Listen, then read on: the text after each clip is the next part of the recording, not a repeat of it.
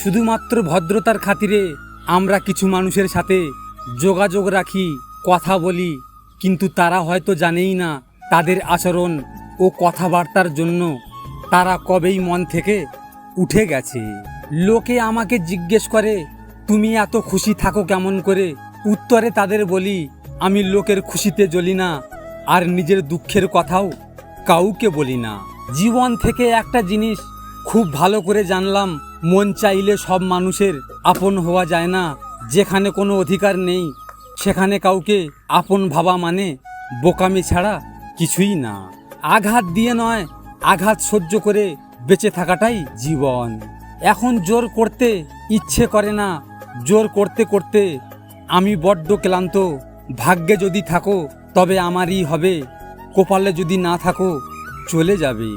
অবহেলা করে জিতে গেলে তুমি, আর ভালোবেসে হেরে গেলাম আমি। চুপ থাকতে শিখে গেছি, কারণ মুখ দিয়ে বুকের ব্যথা প্রকাশ করা যায় না। তুমি কোটি টাকার মালিক হতে পারো, কিন্তু অসহায় মানুষের সাথে তোমার ব্যবহারই প্রমাণ করে দেবে তুমি কোন পরিবার থেকে উঠে এসেছো। একটা কথা মনে রেখো, স্ট্যাটাস টাকা দিয়ে আসে না, তা আসে তোমার বেড়ে ওঠা পরিবেশ থেকে। পৃথিবীতে সবচেয়ে নিঠুর হলো সেই মানুষ যে তার নিজের প্রয়োজনে মানুষকে ব্যবহার করে, আর প্রয়োজন ফুরিয়ে গেলে মানুষকে দূরে সরিয়ে দেয়। পুরুষ, তুমি নারীকে যতই ভালোবাসো না কেন, টাকা ছাড়া নারীর মন কখনোই পাবে না, বরং তুমি থেকে তুই হয়ে যাবে। সত্যি পুরুষ খুব অসহায়।